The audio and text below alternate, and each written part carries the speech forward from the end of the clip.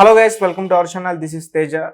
అయితే Telangana movie and TV ఆర్టిస్టుల యూనియన్కి సంబంధించి అందులో మోసాలు జరుగుతున్నాయని చెప్పేసి ప్రస్తుతం మనతో పాటు మాట్లాడడానికి అరుణ అనే ఒక ఆర్టిస్ట్ అయితే ఉన్నారు. ఆవిడతో మాట్లాడుతాం. నమస్తే మేడం.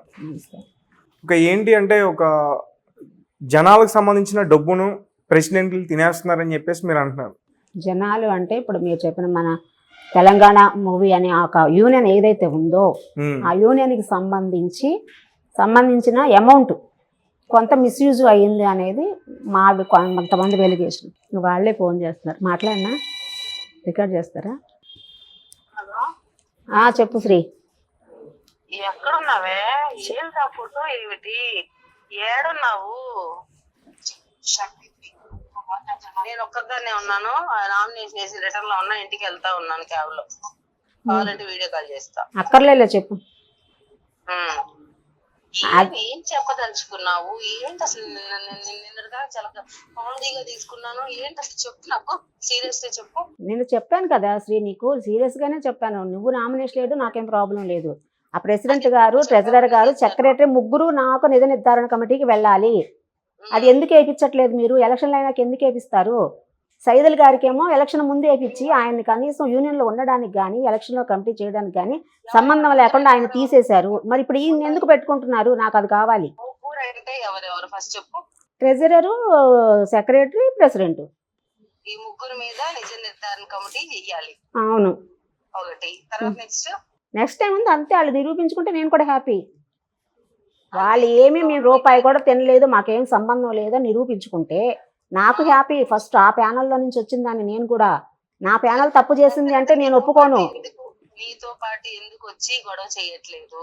నీతో పాటు ఎందుకు వచ్చి చెప్పడం లేదు దశరథ్? ఫస్ట్ నాకు అది కావాలి. ఆడు వస్తాడు బయటికి, సారీ ఆయన కూడా వస్తాడు బయటికి. దశరథి వస్తాడు, ఇదేంటి తినేశారు అని చెప్పినోడు వస్తాడు, అందరూ వస్తారు.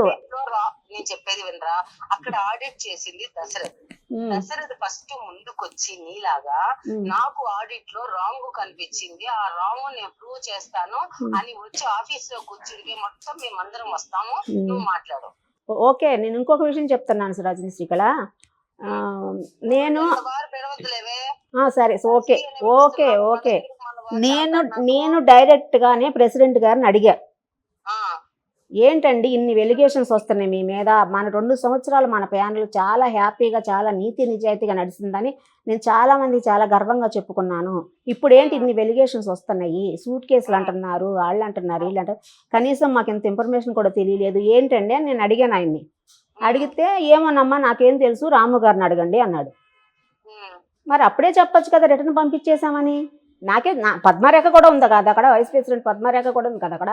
మేమిద్దరమే కదా అడిగాం ఆయన్ని, ప్రెసిడెంట్ గారిని. కాదు శ్రీ, మరి నన్ను అడిగావు కాబట్టి నన్ను క్లారిటీ ఇవ్వని. నేను పద్మరేఖ, ఉర్వి గారి వైఫ్, నేను అక్కడే ఉన్నాం. అక్కడే ఉండి ఆయన్ని అడిగాం, ఇద్దరం కలిసి అడిగాం. అడిగితే ఏమన్నమ్మా నాకేం తెలుసు, ఆయన రాము గారిని అడగండి. మరి రాము గారు బయటకు వచ్చి చెప్పట్లేదు ఏమైంది అని.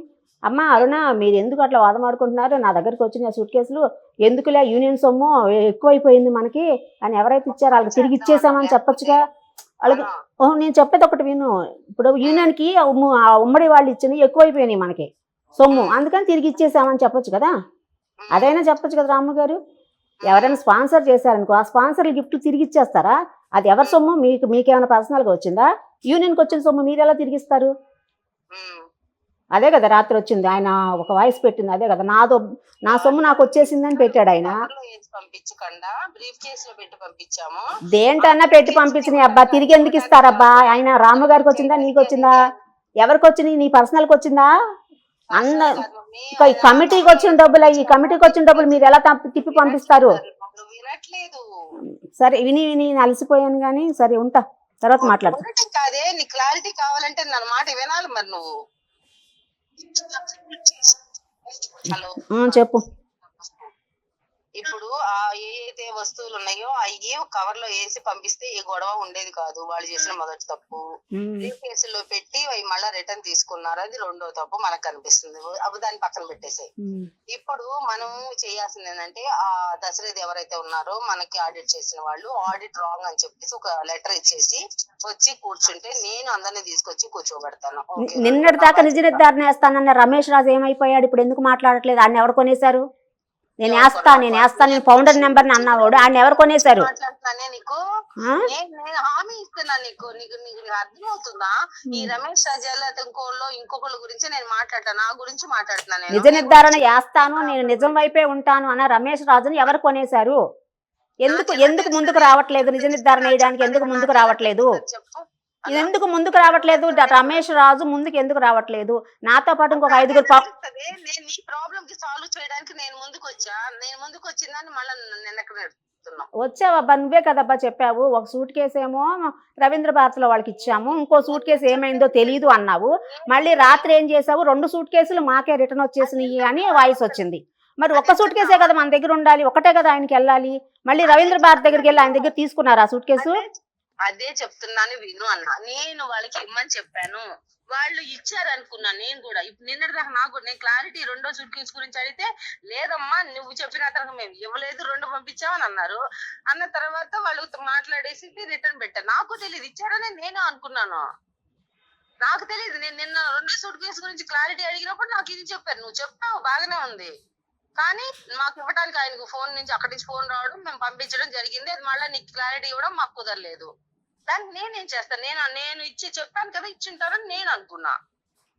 అది జరిగింది. అది చెప్పే లోపల నువ్వు రాత్రి వినకుండా నా హౌస్ లో నువ్వు అట్ట చెప్పు, అందరూ పదవుల కోసం ఏం పాల్పడతారు, చేసుకోండి అబ్బా, జెన్యూన్ గా చెయ్యండి అబ్బా, ప్రజల సొమ్ము కోసం ఆశపడకుండా చేయండి అబ్బా.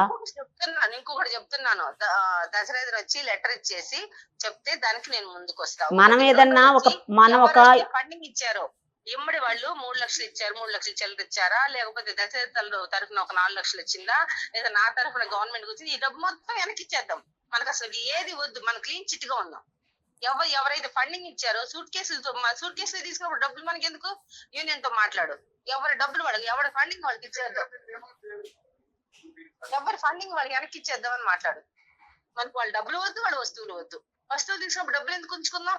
మనకు లక్షలు అవసరం, మన యూనియన్కి ఏమన్నా అవసరం లేదు, సూట్ కేసులే అవసరం మనకి. మనం డబ్బులు వెనక్కిచ్చేద్దాం, మాట్లాడు. ఎవరి ఫండింగ్ మనకు అక్కర్లేదు.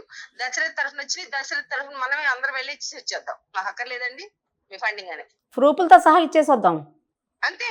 ఎందుకంటే 8 లక్షలు పోగు చేసామన్నారు కదా, 8 లక్షలు ఎవరెవరి దగ్గర ఎవరెవరు మరి ఇచ్చినప్పుడు అవి కూడా ఇచ్చాడు. మన యూనియన్ కి ఎందుకు ఫండింగ్ డబ్బు మనకు అక్కర్లేదు కదా, అవసరం లేదు కదా, మరి ఇచ్చేయండి. మనకి సూట్ కేసులో రిటర్న్ తీసుకున్నప్పుడు ఫండింగ్ డబ్బులు మనకి ఎందుకు?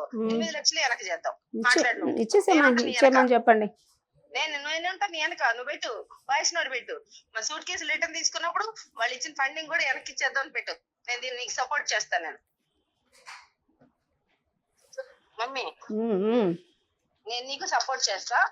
వాళ్ళు సూట్ కేసులు వెనక్కి తీసుకున్నప్పుడు వాళ్ళు ఇచ్చిన 3 లక్షలు మనకు అక్కర్లేదు, మా ఫండింగ్ వద్దు, వాళ్ళ సూట్ కేసులు మనకు వద్దు.